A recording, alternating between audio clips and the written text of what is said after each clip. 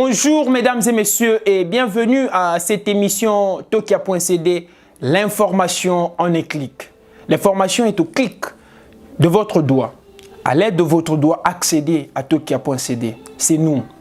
Aujourd'hui, nous sommes dans la douleur de vous annoncer la mort du patriarche Kitenge-Yezu.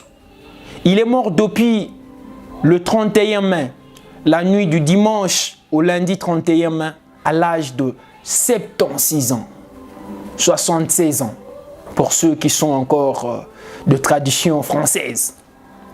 Ce fin stratège et un fidèle conseiller, comme le dit le président de la République, a toujours été là, de tous les combats.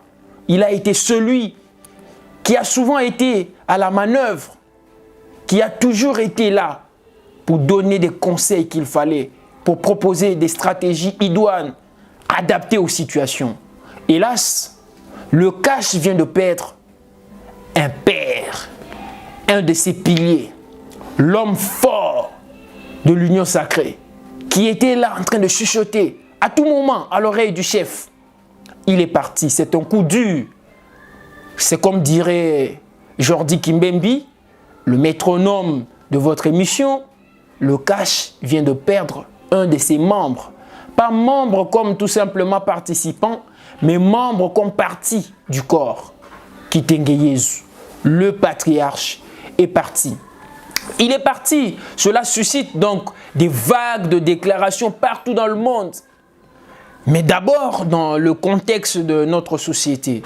Mais je devrais d'abord vous dire que ce politique qui a souvent été caractérisé par son silence dans l'opinion, du moins un silence physique, a été dans l'histoire de notre pays, avec le maréchal Mobutu, dans beaucoup de postes de responsabilité. Il a notamment été ministre des médias et de communication, porte-parole du gouvernement. Donc ce monsieur qui a toujours évolué comme ça, sous silence, quelquefois, mais très verbeux, mais aussi avec un vocabulaire très raffiné, est parti. Beaucoup louent alors, beaucoup louent son mérite. Beaucoup louent alors son combat. Tout ce qu'il a été, un noble monsieur. Je ne suis pas là pour faire sa promotion, même après qu'il soit parti, après qu'il est parti plus tôt, mais je loue, n'est-ce pas, le combat d'un homme. Voilà pourquoi le Premier ministre Sama Lukonde dit explicitement ceci. Avec tristesse, j'ai appris le décès ce lundi de M. Kitenge-Yezu, haut représentant du chef de l'État. Mes sincères condoléances à son Excellence, Monsieur le Président de la République, et à la famille biologique de l'illustre disparu. C'est une éminence grise qui s'en va. Que son âme repose en paix. Nous avons commencé par le Premier ministre, mais je vous ai cité à l'introduction de cette émission, c'est que le Président de la République gardait de lui un fin stratège et un fidèle conseiller. C'est aussi le cas d'Ensemble et son président national Moïse Katumbi qui a fait tout un communiqué qui partage l'immense douleur, n'est-ce pas, de sa famille biologique, la famille biologique de Kitenge-Yezu bien sûr, et le chagrin de son Excellence Monsieur le Président de la République, à qui Moïse Katumbi et Ensemble pour la République, des tristes condoléances. Mais vous savez vous-même que M. Kitenge-Yezu avait l'habitude, n'est-ce pas, d'embraser la tutosphère congolaise, c'est-à-dire sur Twitter. Ceux qui utilisent Twitter, qui le suivent le plus souvent, savent que ce monsieur qui avait toujours des discours un peu ironiques, des très compliqués à comprendre, avait l'habitude d'utiliser des mots vraiment dont il fallait, pour comprendre, avoir au moins un dictionnaire à côté. Pour comprendre, bien évidemment, les publications de M. Kitenge-Yezu. Je vous cite des tweets de référence, n'est-ce pas, qui vont vous faire tremper dans ce qu'était ce personnage dans les médias congolais. Alors, il dit ceci. J'ai vu l'autre jour un fabricant de l'ignorance quitter l'hémicycle, gesticulant tel un sémaphore Charlot ou de Funès, se mettre en travers le soleil ne l'empêche pas de briller de tous ses éclats. Rien n'est plus beau que le vrai. Il doit régner partout et en toutes choses. Imaginez l'intelligence de ces tweets qui sont très compliqués à comprendre. Procès d'intention d'un certain homme de Dieu sur les élections qui s'en gênent.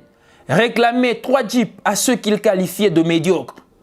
S'il est dans Camilo pour rire, il ne sera jamais Dom Herder Camara, évêque brésilien, sans jeep ni avoir, prolétaire, défenseur des pauvres. Je pense bien que ce tweet vous trompe directement dans le contexte de sa publication.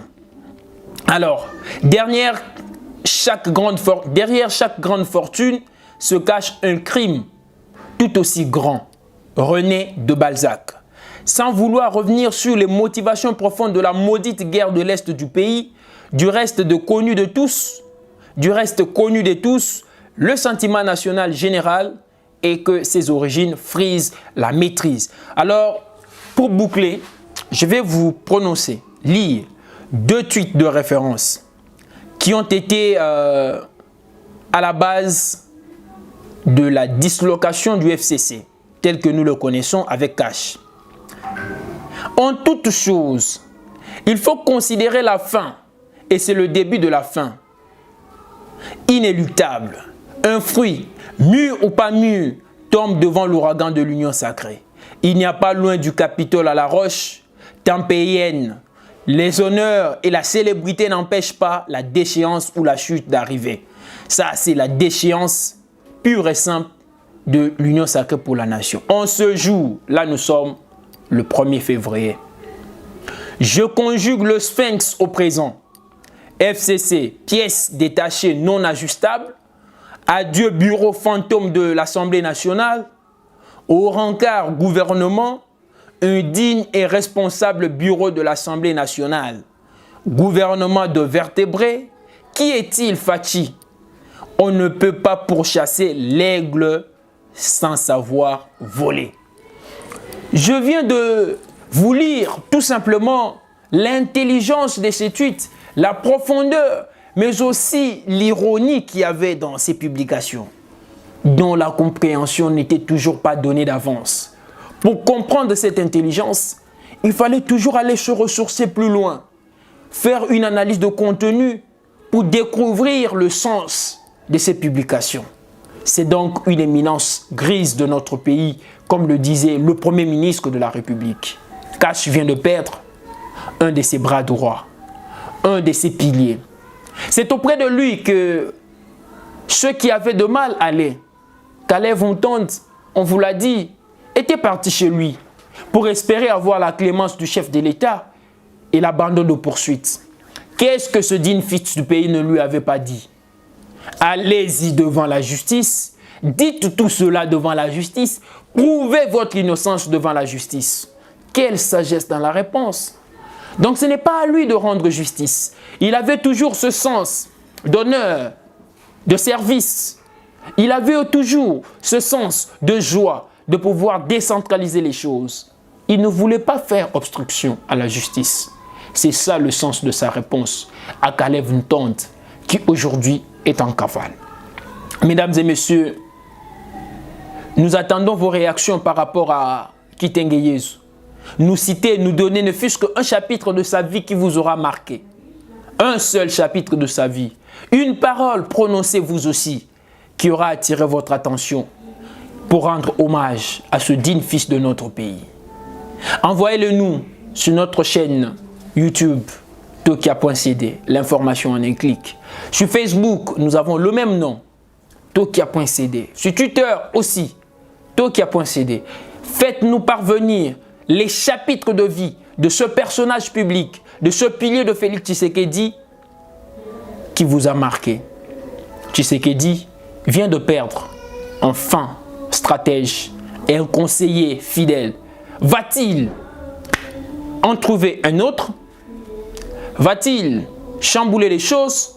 Parce que celui qui est parti, c'était le haut représentant et envoyé spécial du chef de l'État. Mesdames et messieurs, merci de l'attention que vous nous avez accordée, tout particulièrement en cette émission que j'ai dédiée à M. Kitenge Yezu, si pauvre soit-elle. Mais avant de conclure, je voudrais vous faire savoir que la justice commence à taper dur, taper fort, fort. Le parquet général près la Cour de cassation a demandé la poursuite contre Jean-Tini Ngobila, gouverneur de la ville-province de Kinshasa. Vous savez très bien que le gouverneur est de la compétence de la Cour de cassation. Alors le parquet près cette cour a exigé, n'est-ce pas, des poursuites contre ce chef de la province de Kinshasa.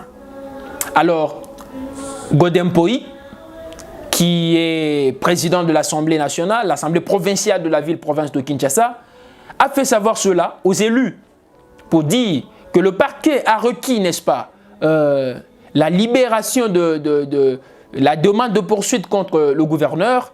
Et alors, compte tenu du principe du contradictoire, le gouverneur a été convié, n'est-ce pas, pour prendre parole, faire valoir ses preuves, ses moyens de défense, afin d'être tout de suite là, devant la justice, si cela s'avère vrai.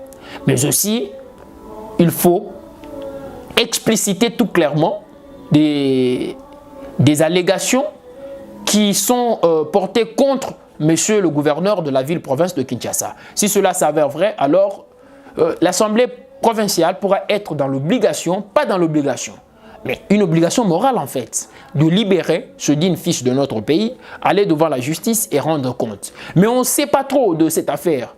Toujours est-il que monsieur le gouverneur a un problème, une divergence avec le Conseil d'État. C'est tout ce qu'on sait, c'est tout ce qu'on peut vous dire à ce niveau.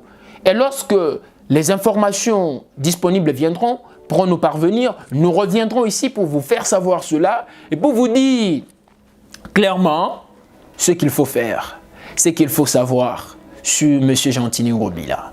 Vous savez que Jean-Tini Ngobila a été gouverneur aussi quand il y a eu des massacres à Yumbi. Le procès vient d'ouvrir des massacres de Yumbi. On ne dit pas qu'il est coupable, mais certainement, il pourrait aussi être entendu. Nous ne savons rien, rien du tout jusque-là. Les heures qui viennent vont nous le confirmer et nous viendrons davantage vous alerter. Merci de votre soutien, merci de nous avoir regardé, de nous regarder tous les jours. Continuez à aimer partout. Moi, c'est Godefroy Binze Ibiala. Je vous aime tant. Je remercie Jordi Kimbembi, Isaac Mpoy et tous ceux qui m'aident avec les documents, avec les pièces pour préparer mes émissions et mes numéros pour vous parvenir. Mesdames et messieurs, restez scotchés sur tokia.cd. L'information en un clic, c'est nous.